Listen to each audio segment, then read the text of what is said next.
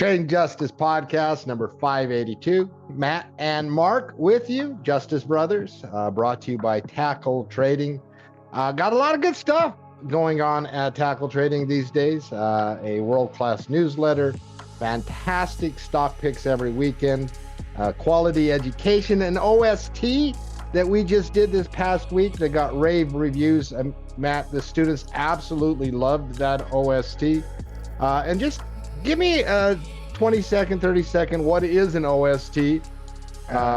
So individuals can get excited about it. OST is internal designation for how we categorize the option success training, which is our 2-day training we do once a month for the pro members of Tackle Trading, and it is the best introductory class you can take on learning, truly learning, not just being informed, but truly learning about technical analysis, being able to apply trends, patterns, support, resistance, understanding how to prep stocks, getting into the options market. And it has a wonderful on-demand as well. And so you can watch it at your own pace. You can watch it as many times as you want. We love the option success training. And Coach Gino taught this past week, and it was he did a wonderful job. The reviews were off the charts because our loves old Gino. He's a wonderful educator. He is an amazing trader, and he is absolutely the wizard of creative option strategies out there. So Tackle Trade Pro, what we say about the pro membership is really simple. You join the pro membership for the newsletter or the traders report. Those two reports on a week in, week out basis are absolutely amazing. They will get you prepared for the entire market, both from a macro perspective, rankings, what sectors are doing great, the awareness of everything that is happening on the market. That's the newsletter. And if you're looking for those picks, the best technical setups in the market, well, that's the traders report. So you join for the reports, but you stay for everything else we do, such as the option success training, everything we put into our pro membership as well. And so it's a wonderful time to be a pro member of Tackle Trading. And if you're not that, you can always get a 15-day free trial at the website. Yeah, absolutely. Sign up for that. Sign up for that trial, take that training. We have the past one recorded so that you can watch it. And of course, you would be invited to the next one. Matt, the odds of me having ice cream at the end of this podcast are very high. We're going to talk about splits. And I seriously, I'm not even making a joke. Ever since we started talking about what we're going to do with the podcast, we got to talk about the NVIDIA split. We got to talk about some of the historical comparisons. This is a massive market event. I can't get ice cream out of my head. I cannot get ice cream out of my head ever since we decided what we're going to talk about the podcast. The question is, are you going to have a 2-to-1 split? Are you going to have a 3-to-1 split? Or are you going to split that banana 10 different ways like NVIDIA? No, I am a classic 3 scoops of ice cream, banana on the side, a little cherry and some whipped cream. Yeah. So so what's your topping there? The strawberry. Love it. Love it. I'm a 53-year-old man. I know what I like in life, and I don't have a lot of desire to try a lot of new things. Whipped cream? Are you a whipped cream? Oh, yeah, absolutely. One of the traditional banana split guy. Traditional as you would see in the photo. You're a 2-to-1. I'm a 2 for. Let's split this twice. Let's bring the video down to 600. Let the traders deal with that. When you take the single banana and you split it in 2, do you still have the same mass of the single banana?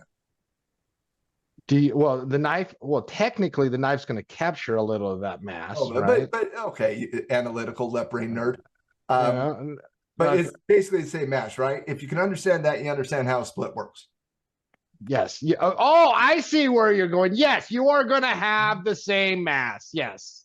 Yeah, you see where I went with that. The banana is not either. It is not cheaper. It is not more expensive. You have the same mass. We're going to talk about splits in this podcast. We're going to talk about what they are. We're going to talk about the historical comparisons. That's going to be coming up in a few minutes. But Matt, let's do a little market skyline. And Friday, we had the unemployment report come out. Mm-hmm.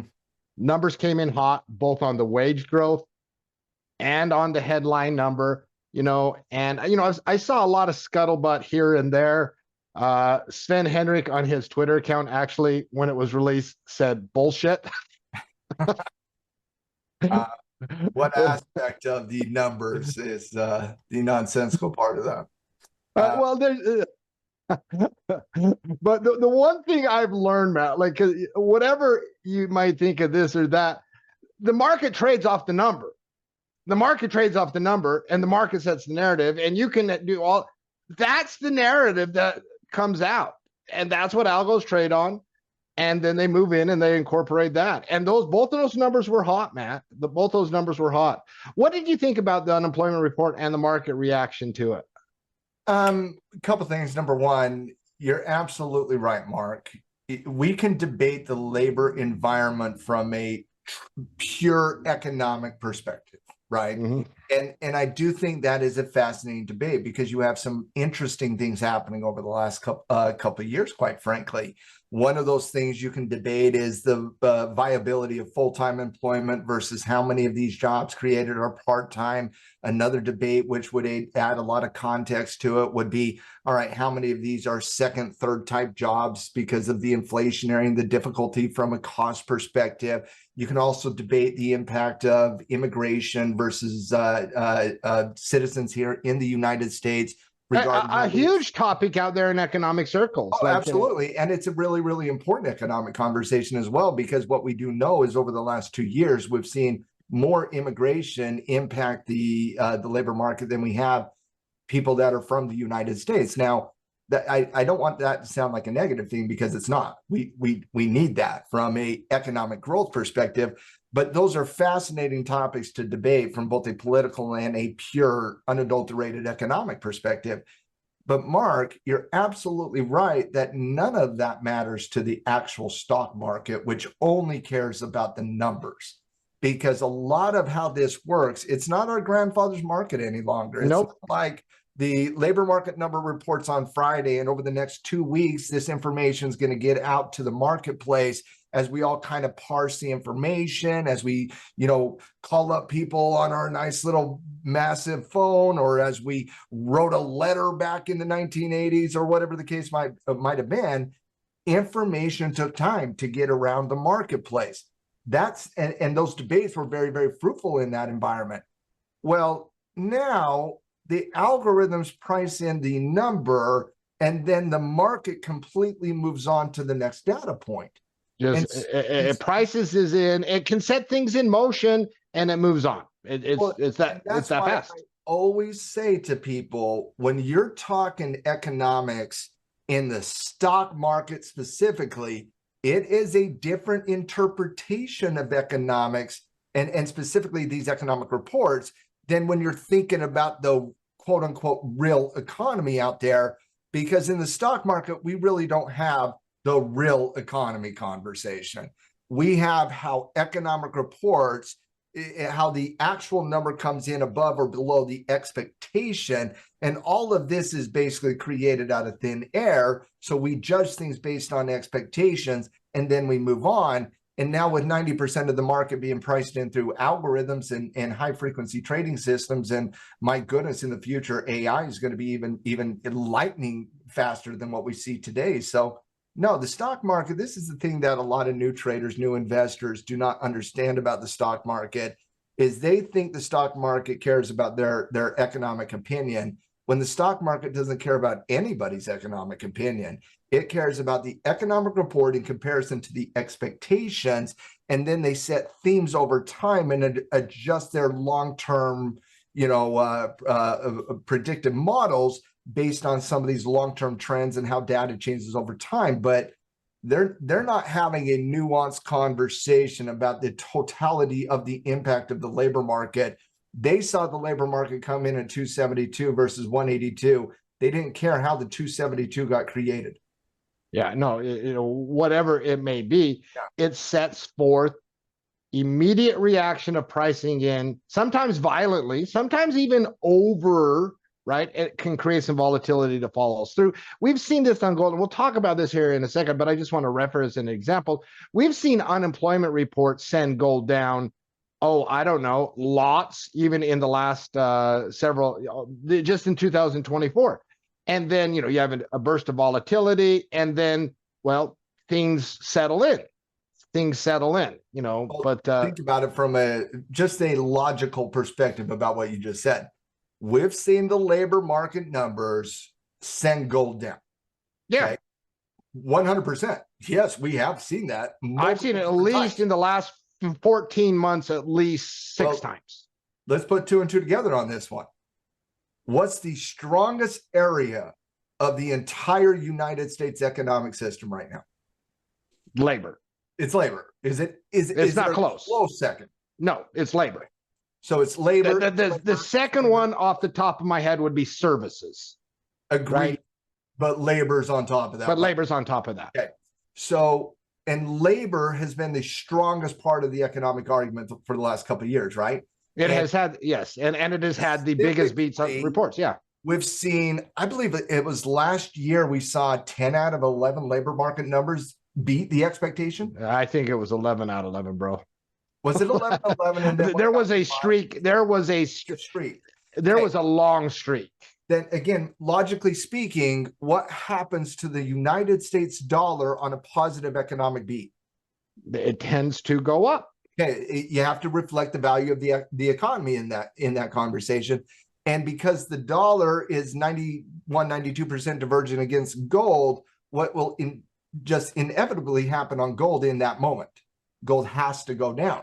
It has nothing to do with gold analysis. It has everything to do how gold is priced in dollars and the interrelationship between the dollar and gold. And that's why on days like today, or not today, but on Friday, when you did see the labor market come out, report that massive beat. It wasn't a small beat. It was a 272 beat. It was higher than any Wall Street estimate out there. As you saw that massive beat, well, what did you see on the dollar?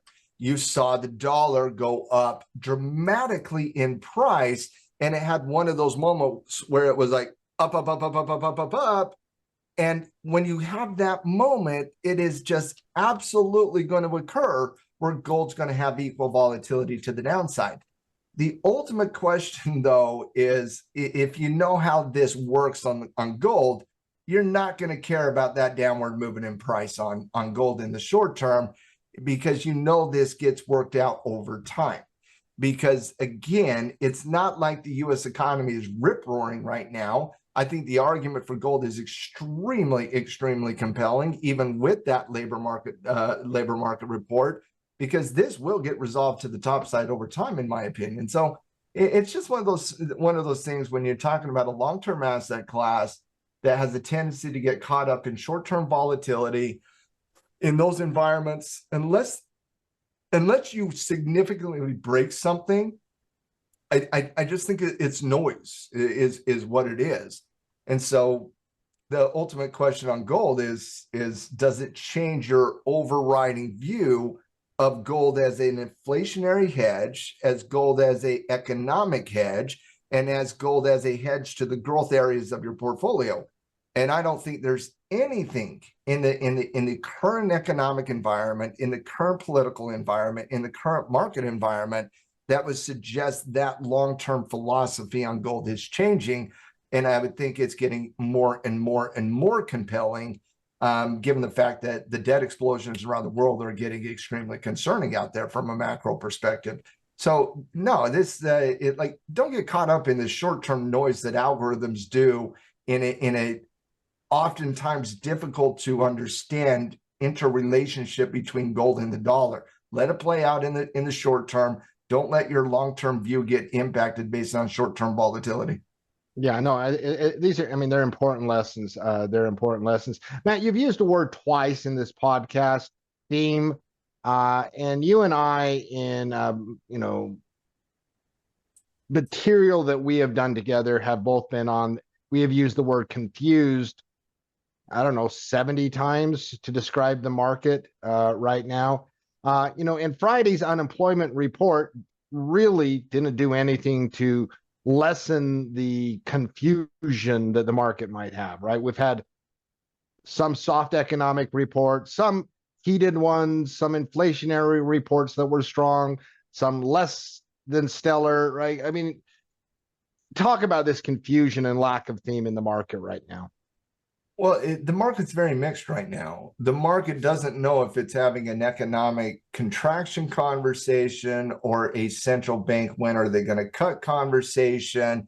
And that oftentimes happens when the Fed loses the message.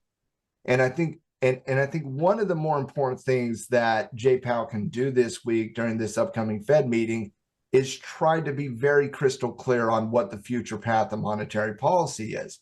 Because if he can be crystal clear on the future path of monetary policy, we can just have an economic conversation. It really is as simple as that. But in the completely ridiculous and annoying, will they not type interest rate conversation and micro data driven analysis that the central bank has made all of us kind of do over the course of the last few months, I just think the Fed has been absolutely ridiculous. I feel like they've lost the message. They haven't been leaders in this conversation. They've been followers against the market. And when they're followers against the market doesn't know what to lead. It leads to a little bit of a mixed market. And, so when you're looking at that mixed market and you look at, say, the S&P 500, for example, if all you do is look at the S&P 500 and you're like, what are you talking about, Matt? That market's breaking out. How can the market be confused with that pattern?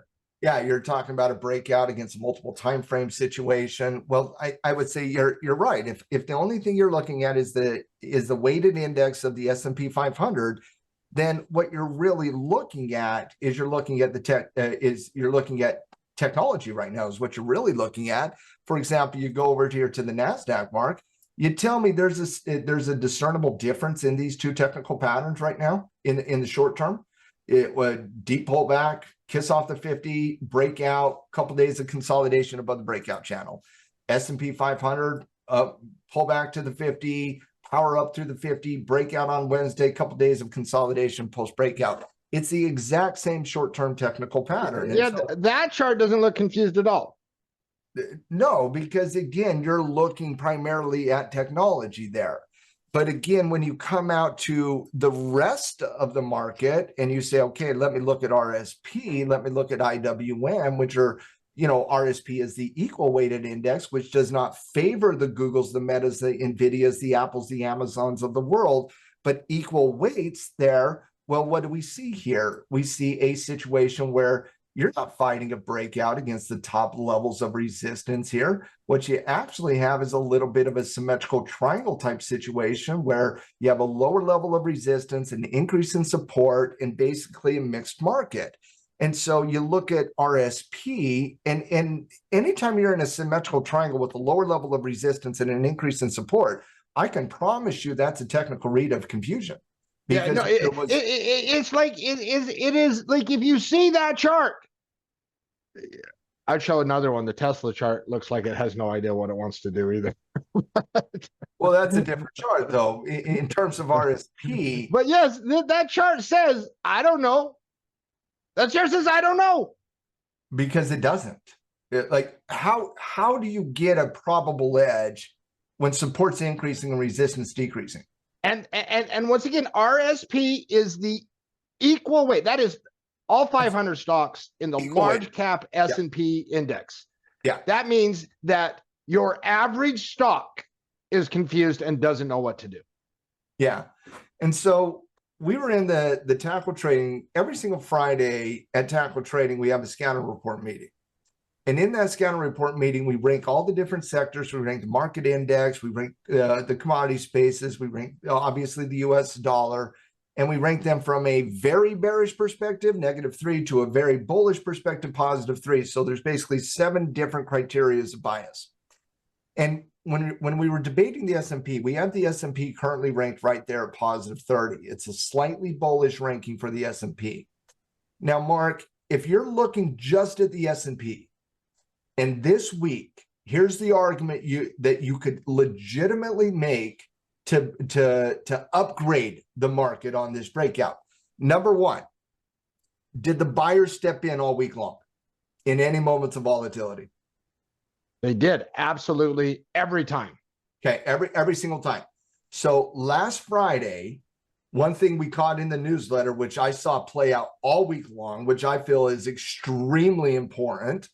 Last Friday, the market battled that support And that was a unique situation because we had not seen it in recent history. And finally, those buyers stepped in. And when those buyers stepped in, and I wrote about it in the newsletter last week, when those buyers stepped in, it signaled a behavioral shift in the marketplace. And this week, on Monday, what did we see? We saw a downward movement in price that did not last down. It finished it right up at the top end of the price action for the day. On Tuesday, what did we see? Downward movement in price finished at the top end of the day. On Thursday, what did we see? Downward movement in price up top of the day. On Friday, we got the labor market numbers came out with massive beats. The market was going down because the dollar was going up. That is a interest rate price movement is what that is. That is a yield interest rate movement. That is not an economic movement. That is a yield movement. And what happened was those algorithms went down immediately, caught the 90 EMA on the daily chart on the S&P, and then responded right back up before you finished in a doji. So when you're looking at the market, no, it was extremely bullish price action on the S&P this week.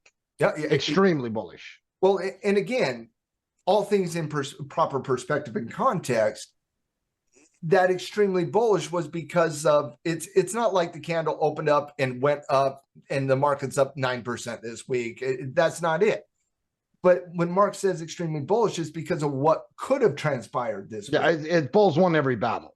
Yeah, every opportunity that could have spun out of control, the bulls stepped in and supported the price.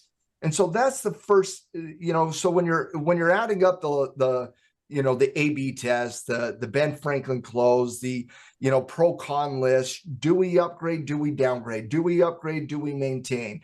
Well, that's a pretty positive for a potential upgrade when you see the buyers step in and shift that behavioral analysis. Okay, that shifting of behavioral analysis led to a breakout this week on Wednesday. On Wednesday, the market broke out of resistance. And then on Thursday and Friday of this week, the market consolidated and played defense above resistance. Volume has came back and supports the price action in my estimation as well. Not to the level you would want it to see, but where volume was to where it is now, it's supporting a little bit of a breakout. You also have the leadership stepping up and providing leadership. Mag 7, Sans Tesla, for example, the large moat tech play. Amazon had a good week. Google had a good week. Meta broke out of a short-term resistance level, had a good week. Both Meta and Google are on the traders report going into next week. Yeah, Apple looks good right now. It looks really, really good out there. So all of those things, and finally, Mark, in a multiple time frame situation, we're not overextended going into a breakout. And I'm thinking to myself, so the market goes up this week, buyers step in and win every single battle on the S&P 500 this week. I mean, you just made a compelling case. I want to go out. I want the market to be open so I can buy something right now. Exactly. That's you made a compelling case. Upgrade. And yet, Mark, we didn't upgrade. Uh-oh, there must be two sides to a coin. There is, obviously. And since you were in that meeting, you know exactly what the argument was. And I was in the meeting, but I might have been multitasking. Don't admit that. In terms of the RSP here, there's two things that I feel are extremely important to increase the confidence going into that breakout. Number one was slight hesitation in front of the Fed on Wednesday and the CPI report on Wednesday as well.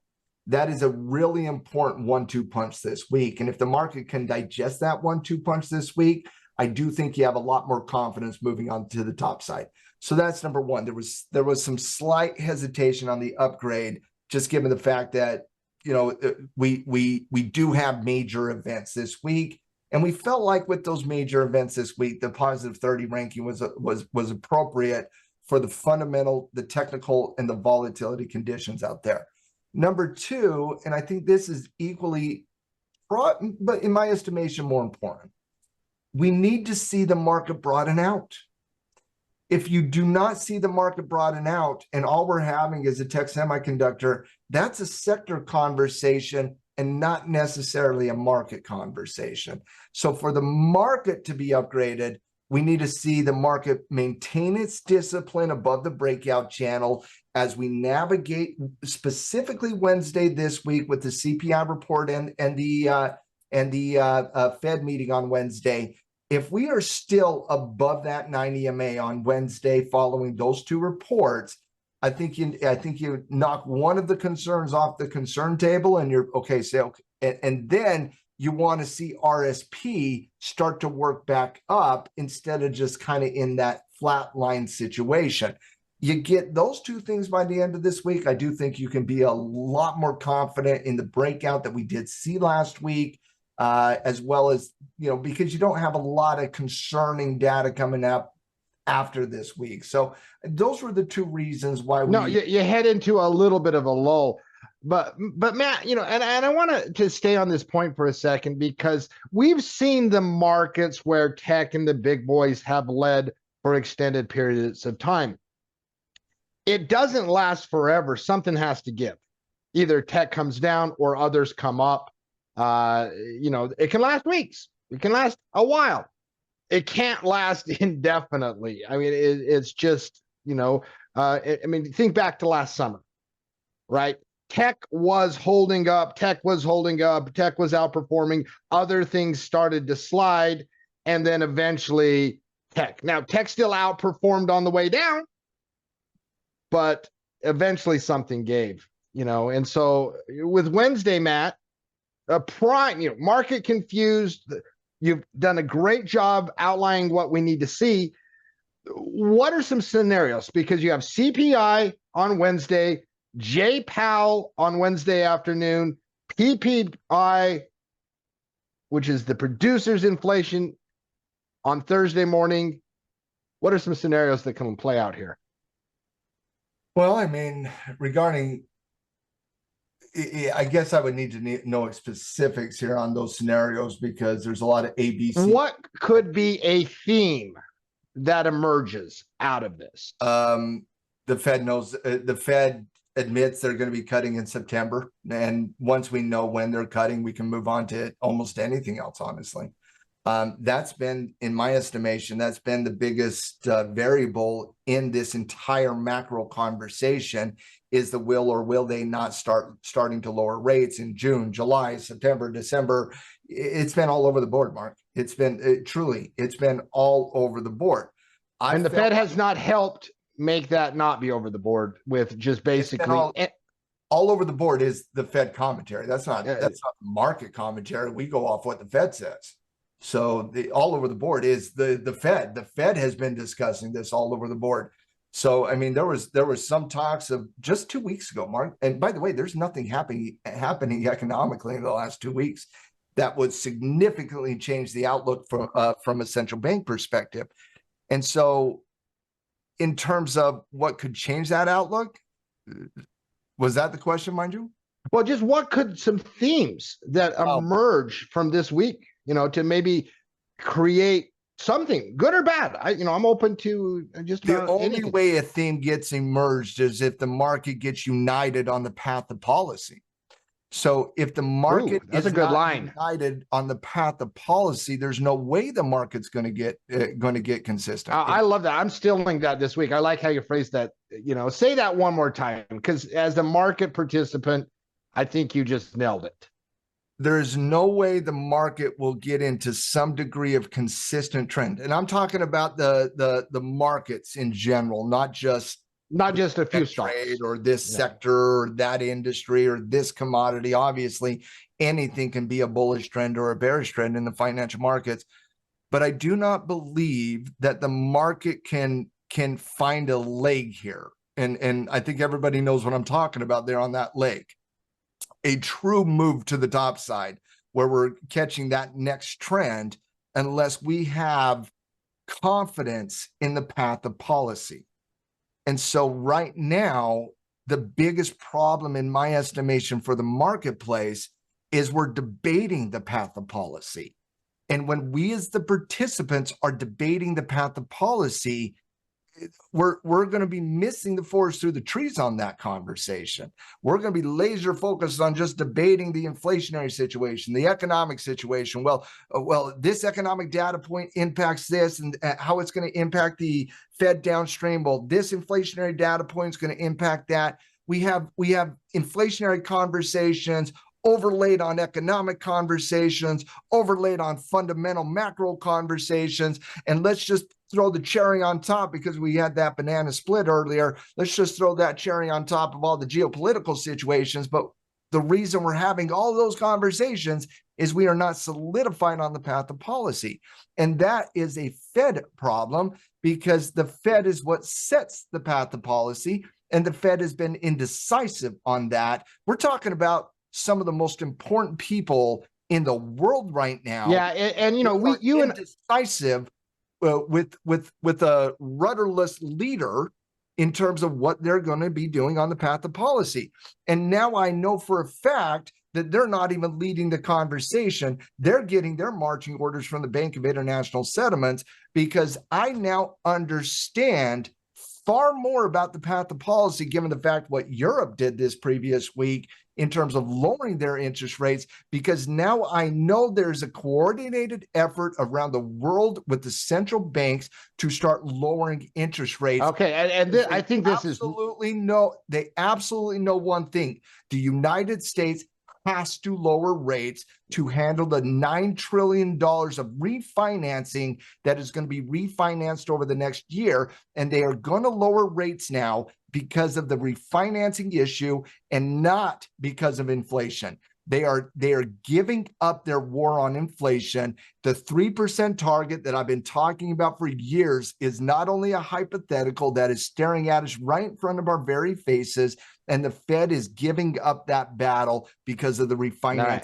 issue. And I know that because of Europe. All right, got to rein you in just a little bit here, because I know this is a very passionate subject for yours. And this is a really important point. All right, so Bank of Canada cuts interest rates this week despite sticky inflation. Yes. Europe cuts interest rates this week despite sticky inflation. Yes. According to you, the argument is there is no way in a coordinated central bank activity, which we have through the International Bank of Settlements, that the United States is not too far behind. There is not a chance in the world, given Canada's and Europe's inflationary pressures right now, that both of those banks would make the exact same decision in the exact same time frame if there was not a coordinated effort, and if there was not a secondary reason instead of the inflationary situation. Now, could I be wrong there? Yes. But the central bank is something I do understand fairly well. Yeah, you are an expert on the central bank. And I do not believe that the central banks now would the U.S. cut, or would the U.S. do something and the other central banks have to react to the U.S.? Absolutely. But these other central banks are not going to, let me put it like this. These other central banks are not going to preempt the United States, because what the United States is going to do would have could potentially have a massively negative impact on the other currencies from around the world. And so it's the U.S. that leads this conversation. And think about it. When the world started increasing rates, who was leading that? The U.S. was leading that. The U.S. was leading that. 6 months behind.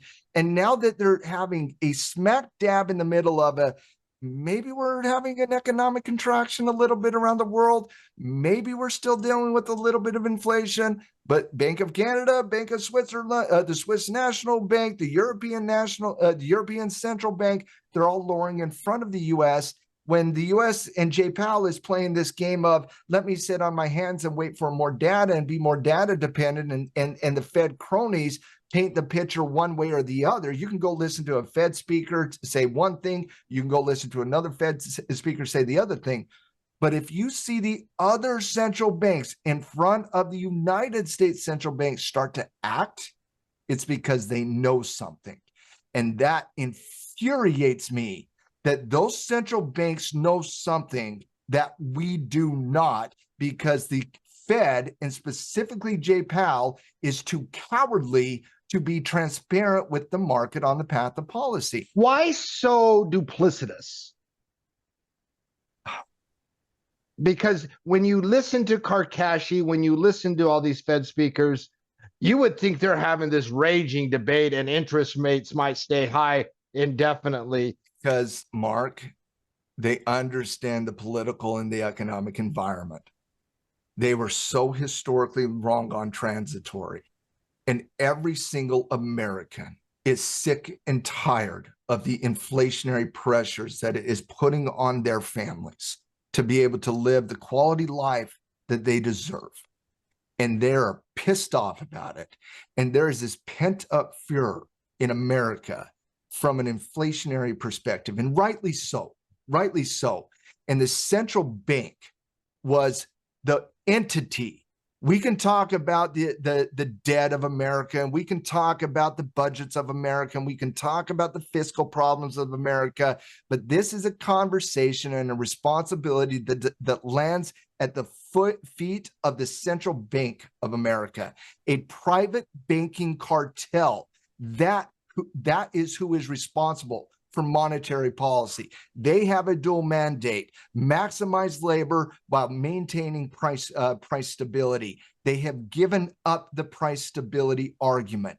And so in my estimation, Mark, the reason they are not transparent is because they know one thing.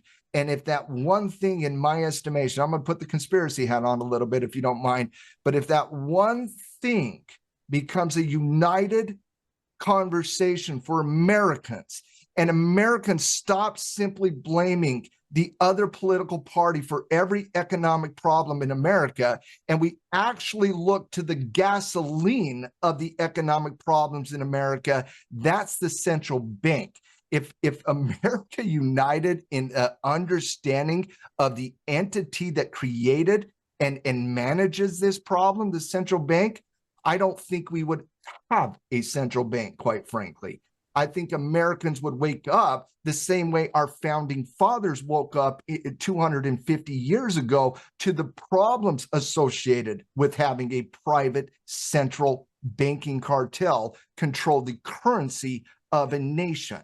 That was the European banking model for hundreds of years. Our founding fathers, led by Thomas Jefferson, James Madison, Alexander Hamilton, they studied the European banking system, and they quite frankly wanted no part of the European banking systems. The blood of tyrants would be able to spill because of the European banking system. They wanted to get away from that system. They wanted no part of a banking cartel without public oversight having the responsibility of the currency. Because, Mark, we had 13 state issue currencies that all died. We had federal currencies that died. We've had 3 federal currencies in the last 200 years go away and die. This is what central banks do. They create something to corner something, and it dies. And the people that are holding the things that they create, i.e. currency over history, they end up being the bag holders, and the central bank, who had no risk threshold in any capacity, they get all the return.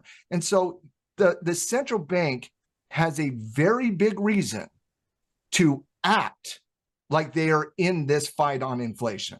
And I am sorry, raising the interest rate 500 basis points when in the 1970s, coming into the 1980s, we raised it to 1,000 basis points, is not a proper fight. You were slightly in restrictive territory. You've opened up the floodgates of monetary policy ever since December. So now you're more loose today on monetary policy, despite any potential rate cut or not. And so I don't buy it at all that Karkashi and the central bank actually is in this battle against inflation. And you know that now because of what the Bank of Canada did and the Bank of Europe did. And you know they're going to cut because of the financing issue and not because of the inflationary issue, which means the American people are going to be the bag holder. That's why I can't stand the central bank, is because of things like this over and over and over and over again. And the things they're doing today is no different than the things they've done in the past. They do not represent us. They do not have our backs. They forced the risk threshold on the American consumer, and they have nothing, no risk, all return. It's time to do something different. So sorry for the diatribe, but I hope the answer helped you out. Mohammed El Elreen, who I refer to as the smartest man on Wall Street, I like to give nicknames to people I like, said July hike off the table. I'm going to give you a scenario that says July is on the table. And I'm going to hit you a conspiracy, or I don't even know if this is a conspiracy. We're on a conspiracy moment the last 5 minutes. I don't even know if this is a conspiracy. All right. So the household survey number on the unemployment report this last Friday, despite the establishment number showing a headline beat, which is all the market traded on, was a minus 460,000. Now, I do not know if I have ever heard Jay Powell reference that. But if he does on Wednesday, if he says the CPI report, which comes out that morning, right? That morning, let's CPI, say it's add PPI the next day. Yeah. So let's say that number is a reasonable number, something Jay Powell can say, we're making progress, it's not over.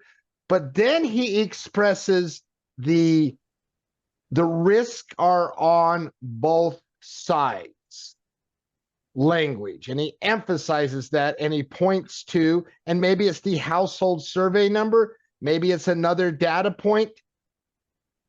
I think they're cutting in July. If Jay Powell emphasizes the two-sided risk, referring that it's not just inflation, we got other things that we're supposed to worry about too. Jay Powell is citing, if we are talking about Jay Powell citing negative economic situations more than concern about inflation, I absolutely. I mean, then they're cutting in July if you were not trying to sell something. Yeah, and so if you see that out, that's all messaging, Mark. If that's his messaging, yeah, they're trying to sell a cut to the market. They're selling a cut to the market so that they look like they are doing it for not actually the reasons they're doing it, right? And if I see that, I'm adding to my bond position, like immediately. If they cut for economic reasons while inflation is still sticky north of 3%, can we have a stagflation conversation? I think. Oh, dude, there's no stag again. There's no. Somebody better ask that stinking question in the press conference. Somebody better bring up stagflation in the press conference. Well, which would be funny is if he sells the negative economic data points after saying he doesn't see the stag. Yeah. Hey, Mr. Powell, you just talked about the negative economic situations that are occurring. But you just said a couple of weeks ago you didn't see the interest rates. Would you suggest that while inflation is still sticky north of the 3%, and you're concerned that the economy is lagging behind that, would you be concerned that that is going into a stagflationary environment? Yeah, no. See, that would be too sensible of a question. Wonderful question. Somebody would be. Wonderful. It would be. So, needless to say, market confused today. My brother Matt, this has been a fantastic conversation. It has helped me. It has helped me work out some things. So, market confused today. Look at the RSP chart to recap what we've talked about. Look at the RSP markets. Maybe some aren't, but most of the market's confused. The reason they're confused is the lack of monetary policy clarity put out by central banks for months now. Months. That clarity, the reasons that one might expect a cut is because we have seen Canada, Europe, this is coordinated effort. And thus, if we see certain dialogue come out on Wednesday, it will reduce the confusion, lay out the monetary path perhaps more clearly. You knock a couple variables down and things get a lot easier in the marketplace, Mark. There's no doubt about that. And so it's going to be really interesting to see what he does on Wednesday. Let me give you one more reason why Europe would not cut and America not. Ooh, like seriously, This is good stuff. I'm not promoting the small podcast right now. This is analysis that I have not seen anywhere else. Okay. Here's another reason why America will cut now that Europe has cut. Okay. The carry trade. Mm. If if Europe, because Europe's not going to cut once, bro. That's No, not like when a central bank cuts, they're on a path of new policy. because ask yourself the practical question. If debt refinancing is the driver, what does one cut do? It doesn't do anything. It doesn't do crap. If you think these idiots aren't going to zero again, you're wrong. Okay, they're going. Now, it might take a couple years to get there. It might take a long time to get there, but I promise you, ZERP is not just a thing of the past. It is a thing of the future as well. And so they're not just going to cut once. So I need Europe to lock in some 5% with my cash while I load up the rest of my trading right now. So Europe is on a path to cut more. Canada's on a path to cut more. Other central banks will be on that path to cut more. There's only a couple central banks that beat to their own drum. That's really the only. You got the Bank of Switzerland, the Swiss National Bank oftentimes will beat to its own drum because of the causation of why people run to the Swiss franc. And then the Bank of Japan will certainly beat to their own drum as well. But Mark, if you have Europe cut and that signals they are increasing their monetary supply, correct? Mm-hmm. If they're going to increase their monetary supply, but the U.S. is not, that's going to widen the gap on the carry trade. And as that widens the gap on the carry trade, meaning people will get paid more money to own the U.S. dollar versus owning the euro will plummet way too far to the point where the Europeans are going to have to step in and support the currency the same way they had to do so when the franc depegged to the euro back in 2015. And Mark, that created more volatility in the market than we've ever seen in the currency market in the last 20 years, quite frankly. And so that cannot occur. And so if Europe's going to cut, I promise you the U.S. is not that far behind. The same way when the U.S. started raising, Europe was not that far behind, bro, because as the dollar was increasing their interest rate, the demand on the dollar goes up, the carry trade goes up, which pushes the dollar so far high that it wrecks how international currency systems actually function, which forces those other central banks to take action. And so you're not going to, the U.S. is not going to diverge from the path of policy to the other central banks, because the pain train that the dollar would put on the rest of the world in that environment would cause it would be too painful. Immediately, you would see an Asian currency crisis of the likes of 1997, 1990. All right, they're cutting. That is not going to happen, bro. It's not going to happen. Europe gave the tell, and that's not shocking that we didn't get that from Powell. You know, and all of this, I haven't even had to inject because you have laid out, and I'm serious. Okay, I'm going to go off for about 45 seconds here. First of all, this is a podcast segment that we will be referencing for a long time. Why you listen to the freaking podcast, not because the analysis, because that's how this is going to play out. It is going to play out that way. It is going to play out this way. And this is actionable stuff on multiple levels. It is also mean we're not going to be able to talk about OPEC as long as I originally had planned. Well, honestly, I wasn't planning on talking. I wasn't planning on this. I was planning on having a central bank conversation next week, but when you brought it up and the things that are happening, like I think it's a really important conversation, and I thought you asked an important question that I thought I could help. No, and it is an important question, and if you see, and this is when you see Powell start to sell the cut, right? And once again, is it the household number, which I think would be an excellent, hey, a lot of people are actually losing their job beyond the headline number. We can't have that. That's our dual man. Whatever it is, selling the cut. When you start to see that, markets, well, they act fast. And I will believe that the markets don't rally on that type of language. I got to see it once, Matt. In 15 years, I've never not seen it. So I got to see it once to believe that it's not even possible for it to happen. One day, I'm sure it won't.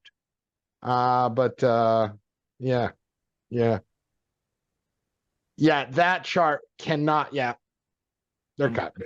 There's not a chance in the world that Europe is going to cut and the US doesn't, because that would rival. I'm sorry, we'd be talking about pairing on the euro, and anytime in the last 15 years you've gotten close to pairing on the euro dollar, the Europeans support their currency, and the Americans know that. And so if there's not an if A then B scenario on here, it is a guarantee. If the Europeans cut and the United States doesn't, the euro dollar will go to pair status, and there's no way the Europeans are going to allow the euro to go underneath pairing. It's just not going to happen in my estimation. And Janet Yellen has made emphasis in recent weeks how problematic the debt is. Now, this is the same Janet Yellen, when it has been convenient for her, who has said, no, the debt is totally manageable. She has went out of her way to emphasize that the debt is an issue, which was a break in rhetoric. Do not forget, Jay Powell is a paid actor. He is not an independent anything. He doesn't work for Biden, doesn't work for Trump. He works for much larger forces. Works for the Bank of International Settlements. and listen, if I do it, I'll go off for another 30 minutes on it. There's a couple great books about the creation of the United States Central Bank you should check out, but no, nobody at the central bank works for the public. Yeah, watch that salesmanship this Wednesday. See if there's cues to act upon. The cue, the telltale sign. You're a poker guy. The telltale sign is if he is talking more about the struggling economy. If he emphasizes. Despite labor being amazing, if he paints a struggling economy, that's the tell that they have already made the decision to cut. Yes, there's a phrase that Powell uses and other central banks that the risk are on both sides, and it refers to, yes, there is inflation, but there's 3 months ago for the first time. But there's other risk as well. If that is emphasized, and then if specific data is used to emphasize that, which would be a break. I've listened to every word that man has said since he came into the Fed chair. I've went back and read stuff that he said before he was Fed chair. It is out of character for him to specifically point to negative data. If he does that, the sales job is in, cuts coming likely as early as July. I'm still not sold on July. I don't think there's any chance they're cutting next week. By the way, full transparency here, I would hike. Oh yeah, but you care about people, and you I wouldn't care about struggling people, and you care. I would hike. I would kill inflation, and I wouldn't care about the international situation. But they don't work for you. They don't work for me. They don't work for people. They work for the cartel. Where do you want to go now? Let's briefly talk about OPEC, and then let us get into our banana split conversation. So there was, in the midst of a very monetary policy, and if you are a new trader and listening to us, and maybe you're just, monetary policy is the game. It's the game. That's the way markets are structured these days. You know, it is the most important. We're at zero. It's the number one conversation to be had. It's the game. Zero meaning interest rate zero. Yes. Yeah. Or you could say zero belief in currency, and that's going to take a little bit longer. That's going to take a little bit longer. But in the midst of all that, there was some news out of OPEC last weekend, where they had essentially a fundamental shift in policy. It was quite significant. If it wasn't for the importance of central bank, this would be a podcast in and of itself, and it will be certainly something that we reference often in coming weeks. But Matt, break down the news that occurred, and basically you wrote about this in the newsletter. Talk about that segment in the newsletter. Inform our listeners about it. Yeah, I did write about this segment in the newsletter this week, and I titled it OPEC Strategic Shifts, Wrestling with Self-Inflicted Challenges. The reason I titled it that Good way title, by the way. because of what OPEC did in 2014 and 2015. And I wanted to really compare what they are doing today versus what they decided to do in 2014. And so obviously I wrote about it this week in the newsletter, and I hope it helps people understand kind of the battles that are occurring in the oil market and how this can impact oil downstream as well. Downstream, that's an oil nerd pun. It is. But in terms of just kind of the conversation here for the podcast, earlier this week, OPEC Plus made a decision, and they decided, and it is a strategic shift in policy at OPEC. It's subtle, but it's there. They made a decision to phase out their production cuts. Now, they did two things, Mark. They extended their voluntary production cuts, which equate to over 3 million barrels a day in totality when you're looking at OPEC. So they extended their production cuts all the way to the back end of 2025, about a year and a half from now. They also simultaneously made the decision to phase out those production cuts from October of 24, which is just in a relatively few months from now, throughout October of 25. And so they tried to get their cake and eat it too. Number one, they tried to maintain some degree of price stability, which has been the philosophy at OPEC in the last few years, but also reigniting a philosophy regarding market share. Now, what I mean by that is OPEC has given up tremendous amount of market share to the U.S. energy companies, to the degree that it is not. Now, OPEC, by and large, yes, they still corner the oil market, but from a nation perspective, there is not a nation in the world that produces the oil that America produces on a day in, day out basis. We are the number one oil producing country in the world. When it comes to second and third is Saudi Arabia and Russia. The United States is number one. That is not debatable. These are just cold, hard numbers. And the U.S. is the number one shale producer because of what occurred in the fracking war of 2014 and 2015. In 2014 and 2015, U.S. oil companies with advancements in technology and the advent of fracking technology, U.S. shale companies was basically lowering the break-even cost of of how much it costs to break even to drill a barrel of oil. And so to drill a barrel of oil by 2014, 2015, U.S. fracking costs had driven that down to somewhere around high 40s, mid 40s, maybe even $50 a barrel, which basically meant any price north of 50, the energy companies were profitable on. Now, the only country in the world at that point that had a lower per barrel price break-even cost on oil was Saudi Arabia, which was thought to be right around the $30 number. Russia slightly higher, obviously Iran, Iraq, some of the other Middle Eastern countries, OPEC countries, a little bit higher, but Saudi Arabia was around 30 and America was around 50.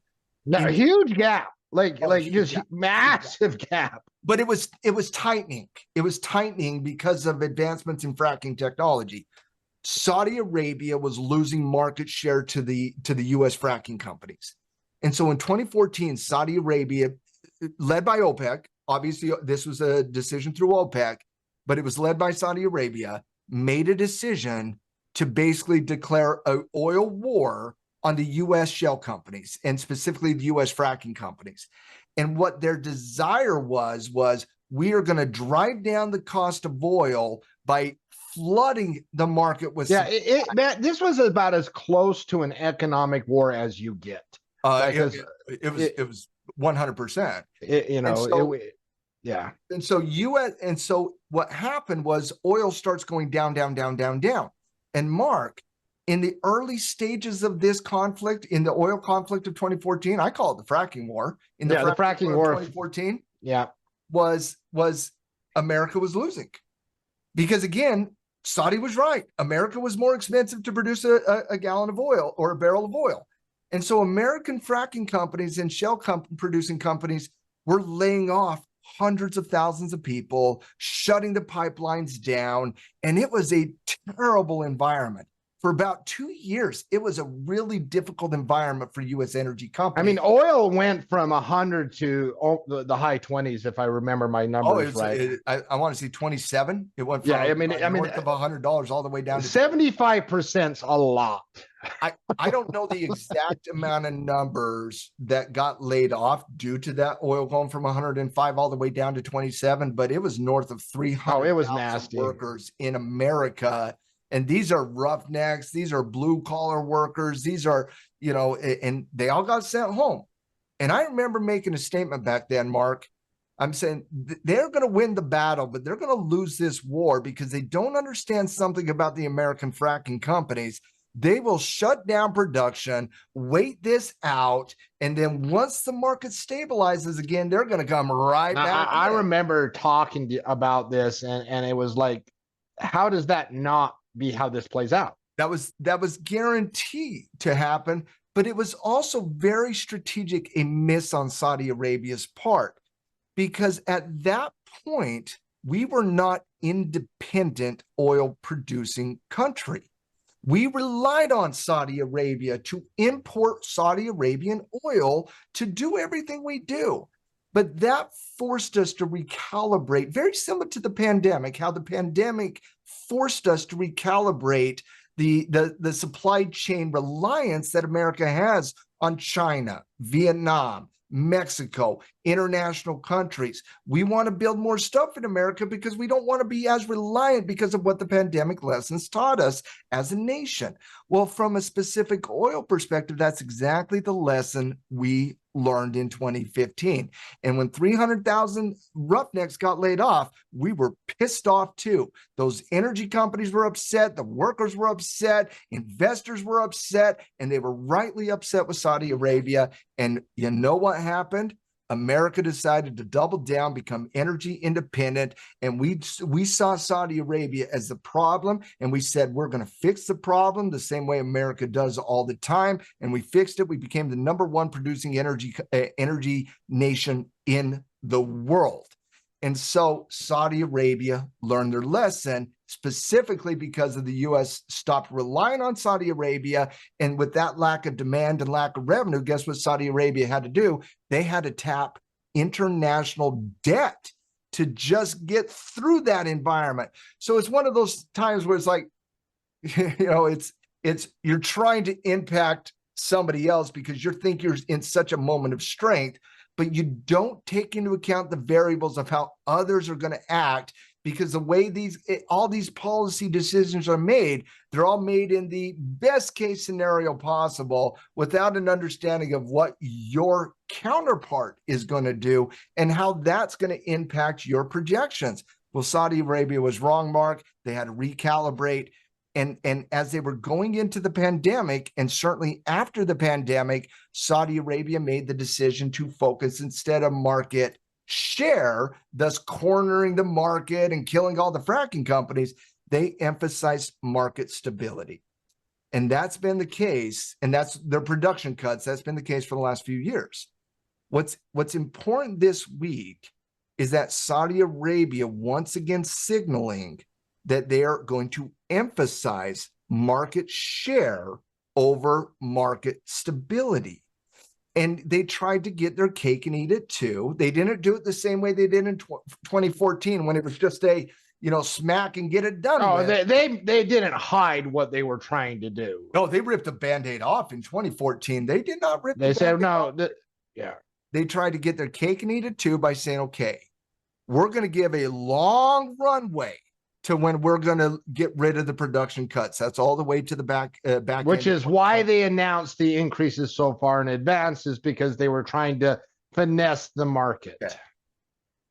OPEC doesn't play the short game, guys. They play the long game. OPEC is signaling they're going to emphasize market share.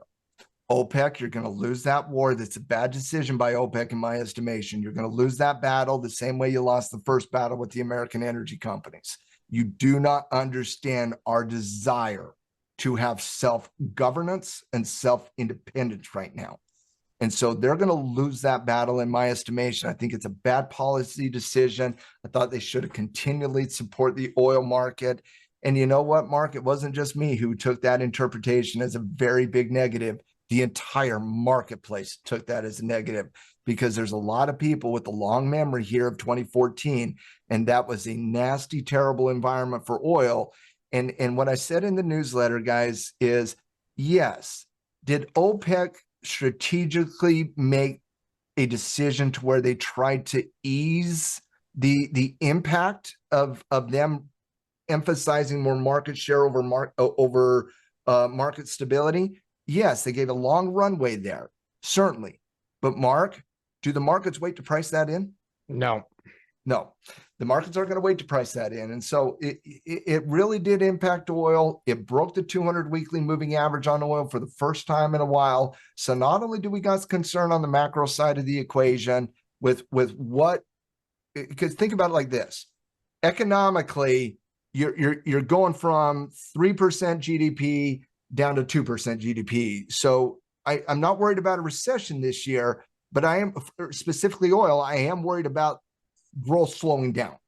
And if growth slows down, oil has a tendency to go down. Number two, if Saudi Arabia starts basically losing the message of we got your back, I don't see the market fighting for support levels as nearly as much as they have. And that's what we saw this week. The lack of battle at support, the complete lack of battle at support, quite frankly, is Saudi Arabia signaling that they no longer have your back. I just think it paints a 1-2 scenario on oil that is quite concerning, honestly. Yeah. And if Jay Powell talks about falling commodity prices, go long bonds. Okay. This has been a massive macro podcast.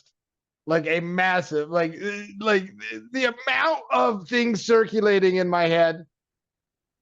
Like this might be one I have to listen back myself because I didn't take notes because I was here doing a podcast with you. But there's been some good stuff in this podcast. But man, I need my banana Sunday.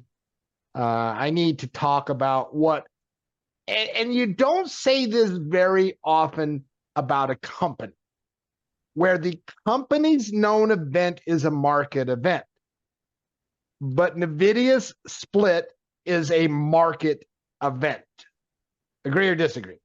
100% agree. Number one growth stock, number one AI stock. The number one reason the market is at an all-time high, and the number one reason why the market is not at 20% lower than the all-time high right now is because of what Nvidia has represented from a growth perspective to not just the tech space, but the entire marketplace.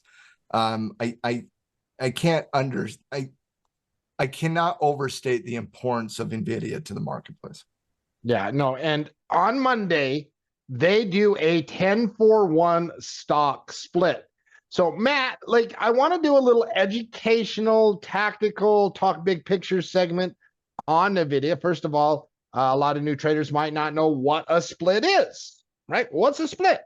What does that mean? Splits are extremely normal, and they're very healthy and oftentimes desired by the marketplace. A split is basically where you're increasing the shares to the marketplace. You're not diluting the value. You might be diluting the price per share, but that has nothing to do with the intrinsic value.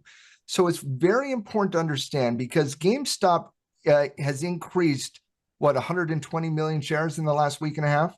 Oh, I was hoping to make it through the podcast. Listen, I'm not going to make a thing about it. I'm not going to make a thing about it. I promise. I was really hoping. I'm just going to use it as an example. So okay. Yes, they dumped a lot of shares on the market. They're dumping 120 million new shares to the market. That when you add shares to the market, you're diluting the intrinsic value per share. Okay, so everybody that owns GameStop, they might own they own the same shares, but because now there's more supply, you own less intrinsic value per share. You're diluting the intrinsic value of the company itself. Well, and which is why I have zero clue why the GameStop people are celebrating the release of new shares. A split, on the other hand, is not you're certainly increasing the total amount of shares, but you're decreasing the price per share, which means nothing changes fundamentally on a split. How it works is, let's say you have a $100 stock, right? Okay. And you split 2 to 1. Well, what that means is you now have a $50 stock, but twice the amount of shares. So you split by half, the price by half, but you have double the shares to the marketplace. You're not changing anything structurally from a fundamental perspective when you do a split. Now, why are they popular?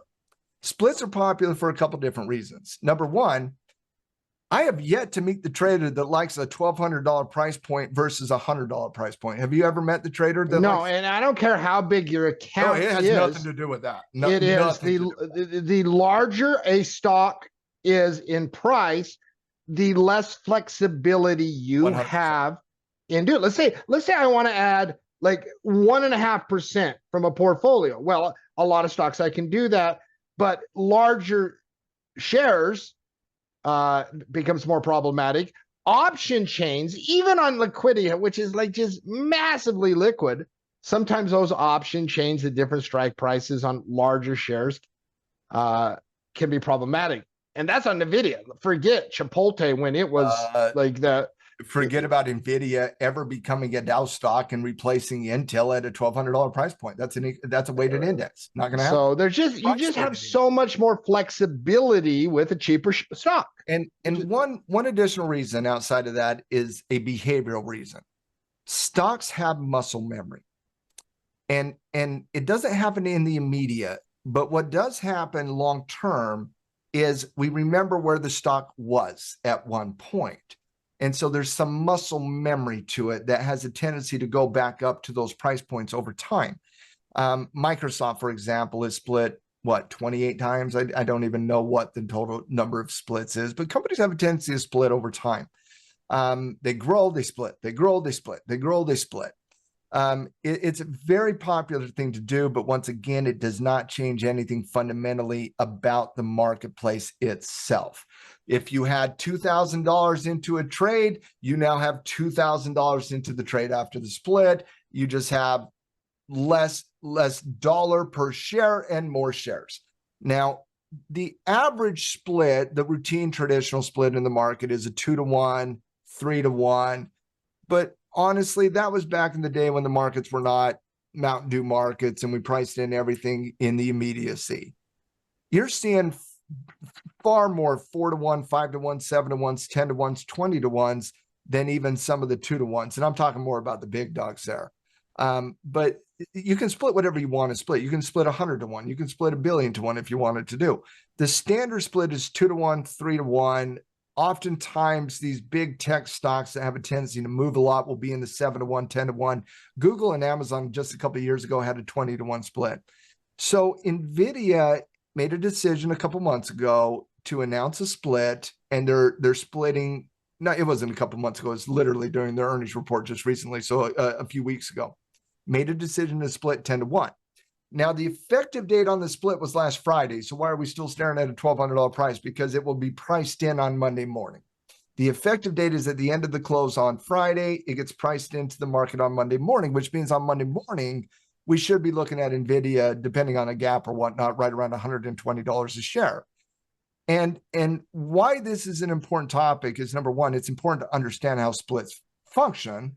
Number two, it's also equally important to understand what is the typical price action after a split. Yeah, and in the newsletter, you talked about this, right? This was one of the feature segments in the newsletter where you're like, all right, so it's split. What does that mean, right? Well, we have some pretty good case studies that you laid out of really big companies that have split stock.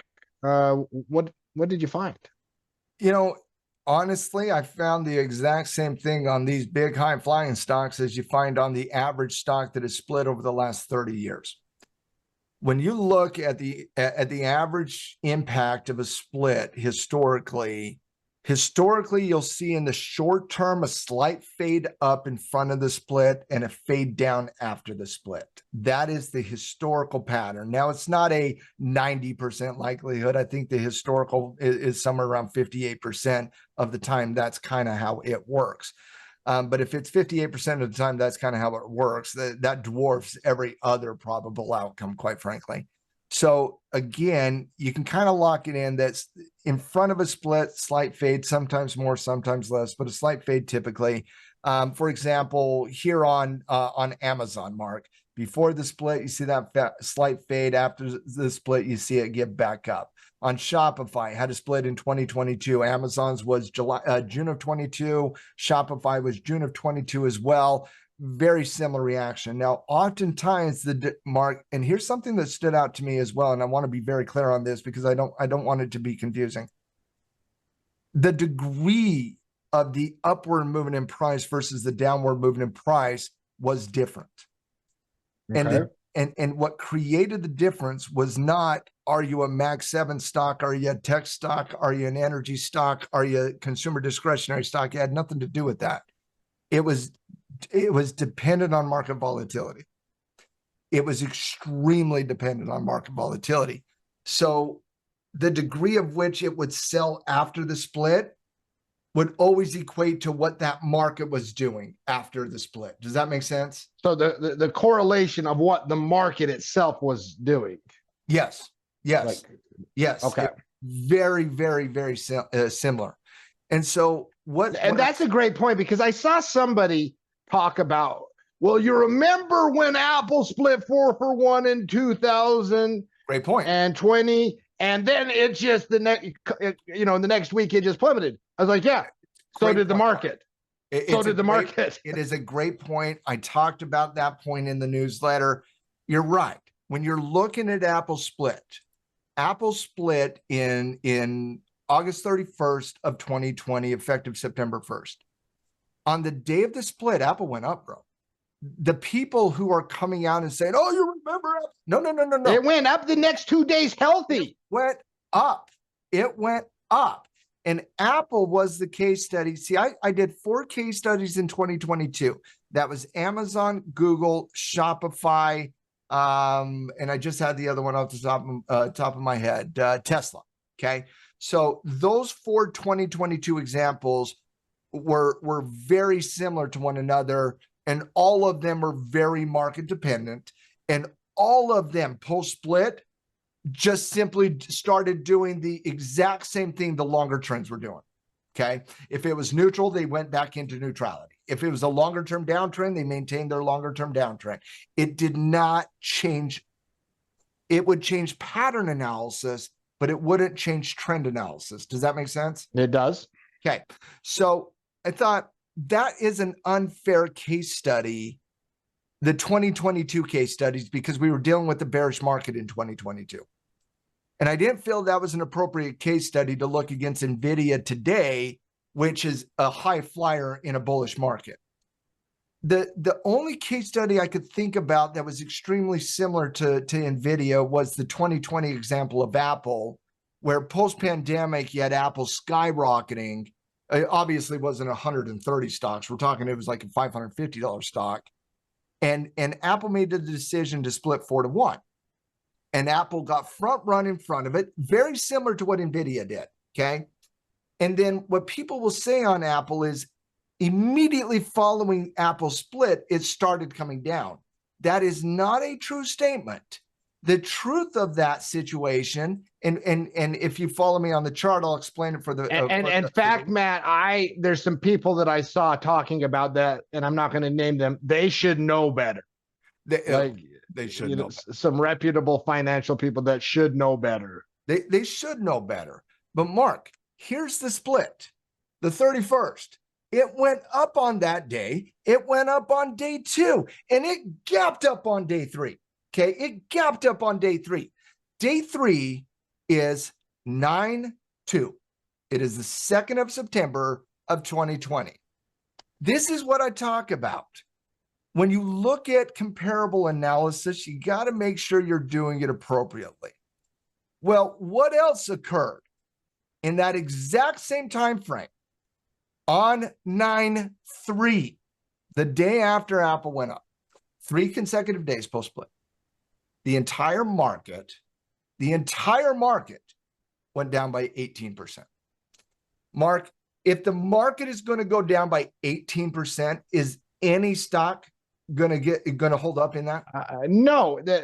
Like there might be a stock or two because whatever special news, but Yeah, it's going to be bloody, and it's going to be bloody everywhere. You see the technical pattern.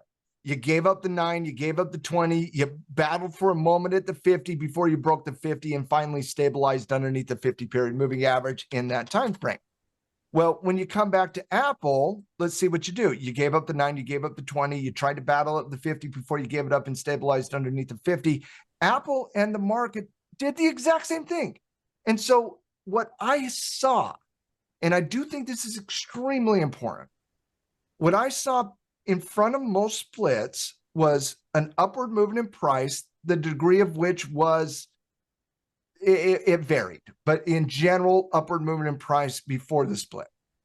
After the split, for the most part, down. The degree of the down was market dependent. Some days on, for example, Shopify, 2 days down, found support. Guess what else happened that day? The market found support. Okay, so Shopify was 2 days before it got back down into neutrality. I saw that across the board. So my thought process on NVIDIA is this. If you're thinking Apple here, and I do think Apple's a proper case study, if you're thinking Apple here, then you cannot just solely be thinking on the downside here the same way everything else that we saw in the split, because Apple actually went up. What I see here is I'm going to be treating NVIDIA very similar to how I treat an earnings report. And in an earnings report, what you're waiting for is the combination of two things, because this is going to be a very widely discussed split on Monday. I'm going to be waiting for two things. Number one is for the volatility to subside, which allows us to get into point number two, which is the secondary pattern. And Mark, if that secondary pattern happens at the 9 EMA, I'm fantastic if that pivots there. And if it happens at the 20 moving average, I'm fantastic. And if we're talking about a breakout, I'm fantastic, because again, the depth of the, and again, it's very clear, we see some selling post-split, the degree of which is market dependent, which means we need to be focused on the secondary pattern here following NVIDIA's split. And whether we're talking a flag, a retracement, or a breakout, I could care less which one it is. What's your thoughts? Yeah, no, and this is like, I hear things all, when you're in markets, you hear things all the time and things speculate, and they're like, and they pull a data point out to justify whatever it is. And sometimes it's a very compelling argument. Right. Well, Apple and NVIDIA, for example, if you just look at Apple versus NVIDIA, you're like, ooh, those are identical. Like they have very identical fundamental technical storylines. But again, if all you do, brother, speaking as an analytical person, if all you do is take a data point from the future and do not have the proper context for the data point, the data point of the past, and you don't have the proper context for that data point of the past, you are not learning anything. You're not learning anything. In fact, you're likely to act upon bad analysis. Yeah. And, listen, I'm all about, listen, I've been doing some version of poker, sports betting. Listen, I get the data, people, right? The data. Do you know that X amount college team covers on the road, 84% of the time when their new quarterback was a 5-star rated high school stud that has never lost a game? Do you think that changes the historical? Yes. And it's just like, what's the context of the current situation? What's the context of the things you're like, just don't act. Data's amazing. Freaking data is amazing. Like, don't act on bad data. And that, my big takeaway in reading the newsletter and hearing you talk about this is, I thought this is a reference thing where you'll be like, all right, the next time a big company splits, because guess what? It's going to happen. It's going to happen a lot. Referencing this and not acting and doing foolish things. Like I know I had a question in the, amongst, a trader that asked me a question on Friday. It's like, well, what should I close? I'm like, don't act because, like, I don't know. The things that we're not aware of tend to cause even insensible people emotional decision making where they might not do it otherwise. And I thought that you did a 100%. great job in the newsletter saying, like, listen, no, here, let's compare this. There's no reason to be scared of the 10 for 1, right? And so, yeah, I thought it was a great job. A great job. Well, And I really do enjoy putting that newsletter together. And every single week, this is what we do in the newsletter, honestly, is we have these compelling conversations that are on the minds of traders every single week, and we write about it in detail, and we record videos in detail about it. And the simple reality is the Tackle Trading newsletter, in my estimation, is one of the better ones out there. And it will truly keep you apprised of everything that's happening in the market, but it will challenge you on a weekly basis as well. It will challenge you to think logically and to go down the rabbit hole to a certain extent so that you can truly understand. My aim in the newsletter is not just simply to inform people of what is happening, but to challenge them to understand the whys of the happenings out there in the marketplace. There's been so many people along my career that basically said, never ask why, just accept. Don't ask why, don't ask why. I've never understood that. I think if we truly understand the why behind the analysis, we can proceed into the market with greater confidence. And so my goal every single week in the newsletter is to inform people of the important things that are happening in the market week in and week out. The technical conditions of the market, the earnings and fundamental conditions of the market, to make sure that they have the data that they need necessary to execute and navigate the market on a week in, week out basis, so that they can have the understandings of all the rankings of the sector and what sectors are getting upgraded and what sectors are getting downgraded and the whys of why sectors are getting upgraded and downgraded. But I also want to educate in the newsletter as well. I do not just want to inform, I want to inform and educate, because that is at the core who Tackle Trading is. We want to increase the financial IQ of the market participants and people in general, not Wall Street, Main Street, people in general. And in doing so, if that truly is your goal, then you have to strive to educate them so that they can move with effectiveness and efficiency through the marketplace. That's my goal in the newsletter, is to accomplish those two things. And I do think we do accomplish them. We haven't had a negative comment about it yet.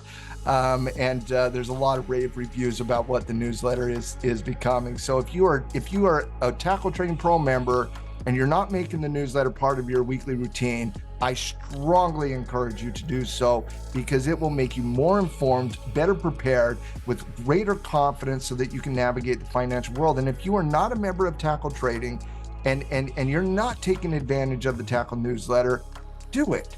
Get a 15-day free trial of Tackle Trading, test out the newsletter, and when you fall in love with the newsletter, you're going to stay because of the community and everything else we do for our pro members of Tackle Trading. You can head over to tackletrading.com, sign up for a free 15-day trial, and never look back as a member of Team Tackle.